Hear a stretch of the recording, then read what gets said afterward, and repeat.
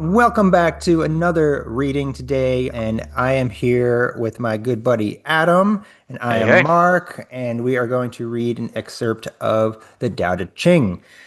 Just want to make it clear that we are not always going to be talking about the Tao Te Ching. We do have some other things planned, but this book is just so awesome, and there's 81 chapters, so there's so much to explore here, and we just love talking about these things. So we are hmm going to talk about number 38 today from the Tao Te Ching.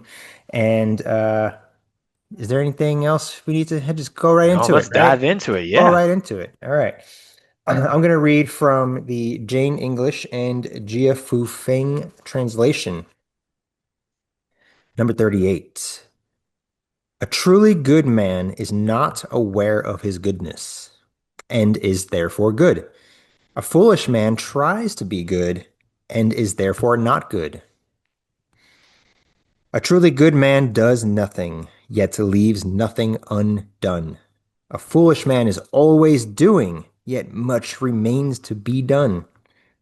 When a truly kind man does something, he leaves nothing undone. When a just man does something, he leaves a great deal to be done. Mm.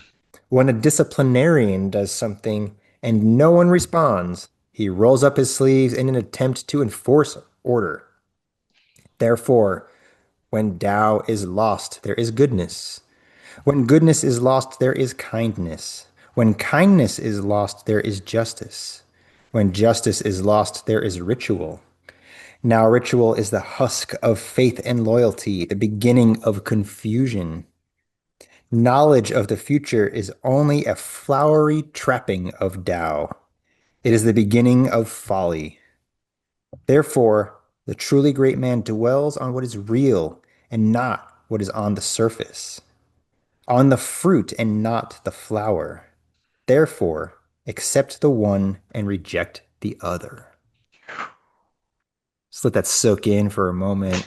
There's a Yeah. there's a lot in there, and some of it actually feels a little confusing to me in some ways. But is there anything that stands out in another version that you have, Yeah. I think actually in this case, or another like way of saying things? I'm looking at Ursula Le Guin's translation, and she sometimes will put a summary at the bottom of like her kind of general take on it. And this summary that she provides, I think, is helpful. So I do want to share it. Sure. She writes, and this is not a translation of the text itself, this is her kind of synthesis. She says, a vast, dense argument in a minimum of words. This poem lays out the Taoist values in steeply descending order: the way, or the Tao, and its power; goodness, a humane feeling. I think they call it kindness in your translation; righteousness or morality; and a very distant last, obedience, law, and order. Hmm. She says, she uses the word opinion in her translation, can be read as knowing too soon.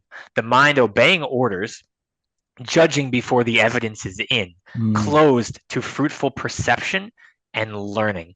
And so, like, to me, this has a lot in common with some of the Christian tradition in terms of like when you get deeper into like Christian theology about the difference between following the law and following the spirit. uh, it's a very difficult language for Christian theologians, and they argue about this a lot. And you still see a lot of these arguments, but like they have a kernel of that in Christian mysticism that is more rooted in like the Holy Spirit really being the source, which I think is close-ish, not really, but it's sort of like is pointing in a general direction that the Tao is pointing to in it from a very different Yeah. cosmology. Yes. But I think once again to me, Taoism shows that like Taoism is really like a pinnacle of self-mastery in my opinion. Like even like the ancient Greek like Stoic, right? The Stoic kind of approach where like everything's about cultivating virtue. It's very kind of much that top of that thing was talking about, like that heightened self-consciousness, that super ego, what Freud called the super ego, the conscience that's saying, or what the Greeks called the rational mind, that needs to be able to suppress the appetites and be this forceful bringer of order, whether it's a ruler or the rational mind within the sort of parts of self. And what this is saying is like, that's a cool stepping stone, but that ain't the top. The top is a mastery that is in flow that doesn't have to do all that. That's actually doing a whole lot. That's a whole lot of grasping, to use like Buddhist language, right? Hmm. And so this is pointing again to like, yeah, that virtue stuff is good to cultivate, that'll help get you there. But you want to be a master, you can throw all that shit out the window. You can throw all that shit out the window and start to live and observe reality as it really is. But Hmm. most of us don't have that ability. And that's, I think, what I love about Taoism is kind of helping you realize that self mastery is really just an endless process of grasping the reality of things better And and by flowing with it. reality, we're talking about, once again, the present moment, right? Exactly. The You know, observable phenomena being in front of you. in being. Yes. Yes. And that's a concept that is not taught to us in our culture. It's always like people dwell on the past and focus on the Mm-hmm. future and plan for the future Mm-hmm. and worry about the future, but Mm-hmm. remember your past. And not that those are bad things necessarily, but again, No. those we're talking about extremes, which we bring up again and again and again and again. Yeah. And when you're It ain't on the any one final. extreme, you're not in the middle ever. And in the middle, I guess, would be like kind of being in that present moment. And an easy way to do that is to just slow down and do some deep breathing and in meditation or whatever it means for anyone out there. But ultimately, it is getting quiet Mm-hmm. because there's so much chatter going on all of the time, whether it's our own or external stuff coming into our field is just a lot of stimuli all the time Mm-hmm. that can break our concentration, break our focus of, Mm-hmm. again, why are we here? Who are we? What are we doing? All those things that chi really means. And it's funny Mm-hmm. that you mentioned that Christian concept because I have a Yeah. little excerpt here that it says, compare St. Paul's teaching Yep. that Christ came not to destroy the law, but to fulfill it. In other words, Yes. righteousness is not forcing the body to obey the Yes. thought, but is rather the appearance of a new principle within ourselves, which the body and the mind voluntarily and instantly obey. Yes. This is the deeper theology that a lot of Christians kind of get lost in the sauce because Paul's letters are tricky. But I agree completely with that assessment that, like, especially Corinthians, Romans, and Hebrews, if you want to be real specific, those Paul letters, they get to this principle. Yes. And so, like, yeah, they use different language, and you might not really be your cup of tea, but if that's a thing that you know about and you're familiar with, it might be an interesting place to look at that dynamic because Paul is speaking to the very same thing, in my opinion, or close to it. Hmm. Yeah, even the opening paragraph here, I feel like that's pretty to the point and easy to digest. A truly good man is not aware of his goodness and is therefore good. A foolish man tries to be good and is therefore not good. And then Mm-hmm. the following paragraph, a truly good man does nothing yet leaves nothing undone.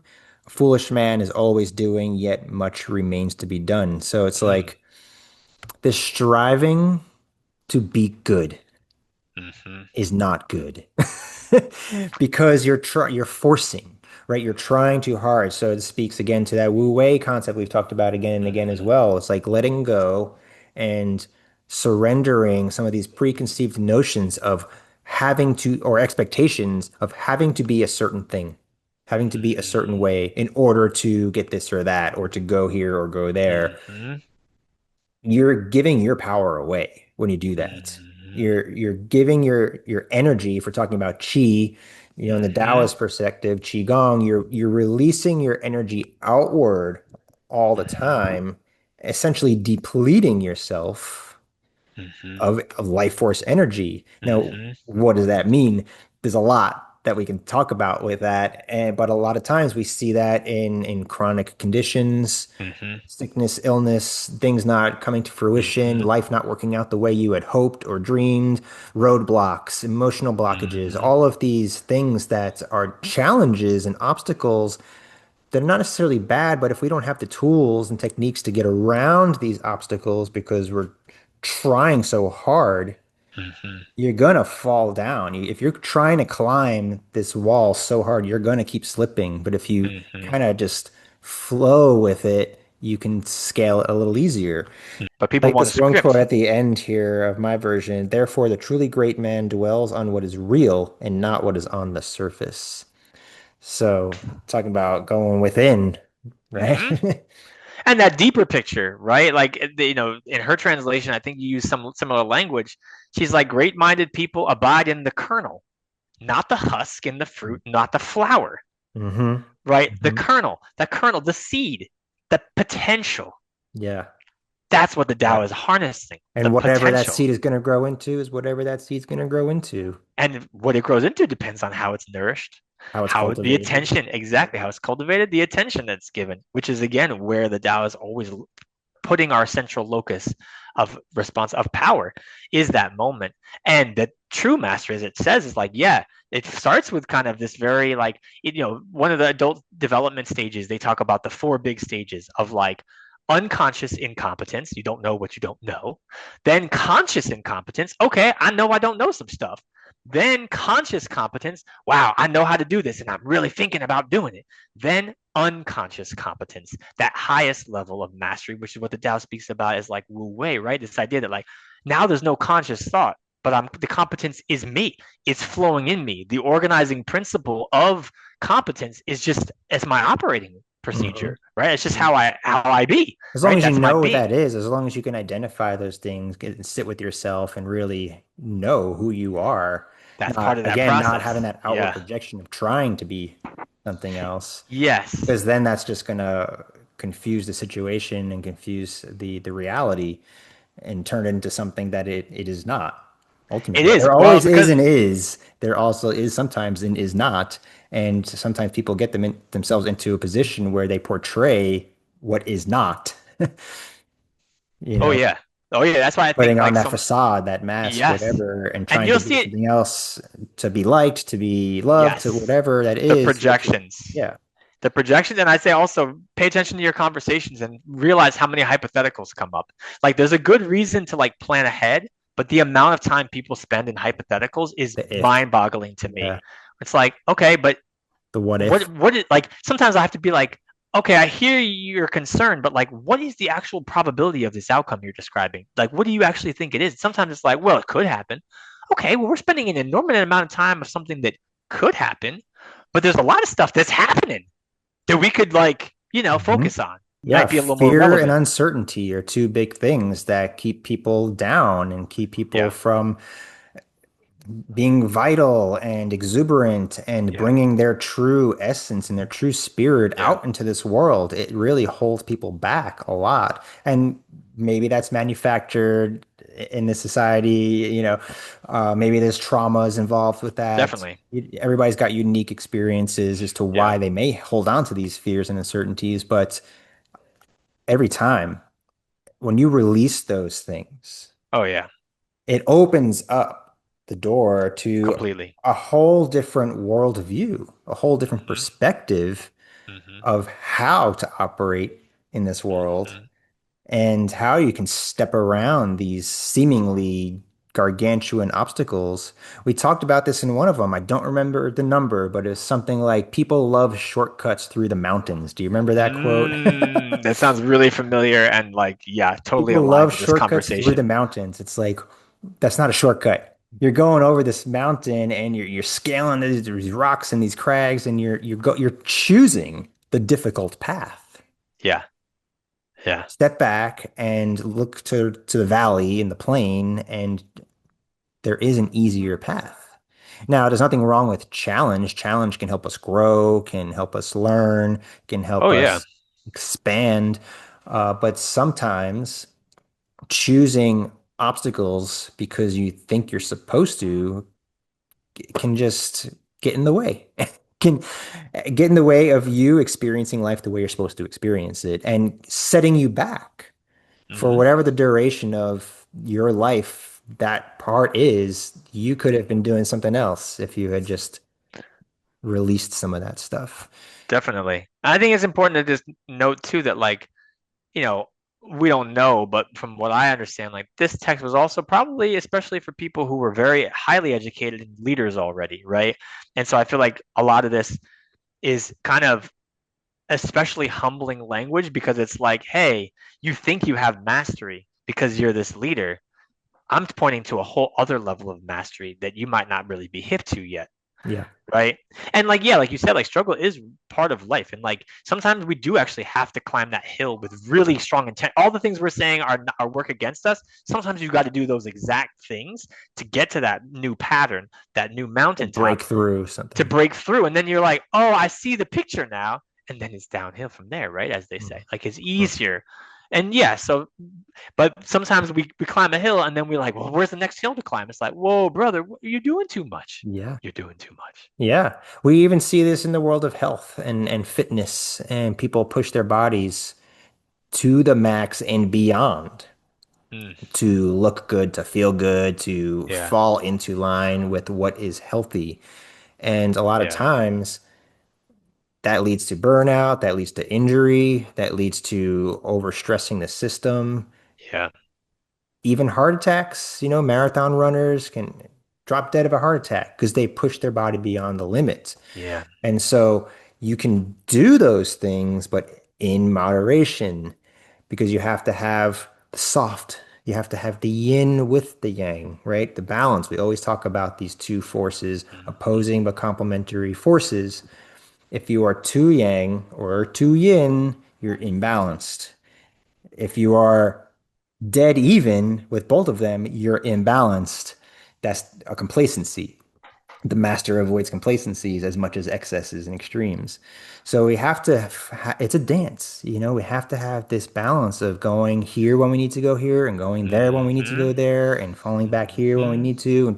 But Mhm. having the awareness and the discernment of when those are needed, in what circumstances, in what situations, and the ride will become much more smooth. And that's that Wu Wei imagery of Mhm. lying on the raft on the river, not doing nothing, being apathetic and like whatever, I don't care where the Mhm. current takes me, just letting it take you, but also looking ahead and seeing where those obstacles might be and being able to have the tools to divert around those obstacles instead of crashing into that rock or just going downriver and have no idea where you're going.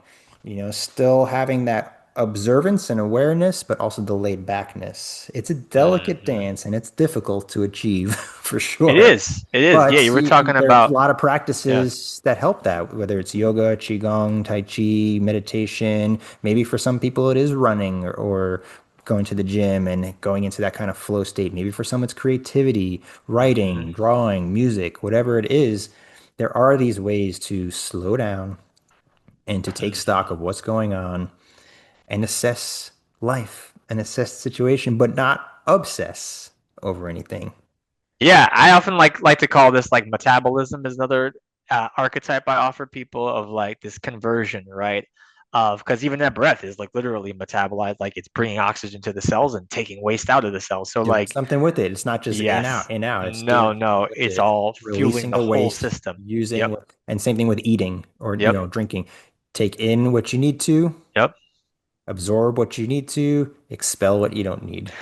Yeah, and I think Taoism offers this really unique lens of looking at the metabolism of like also subtle energy from the Jing to the Qi up to the Shen, right? Like this beautiful interplay of different kinds of energy. You start to feel it though.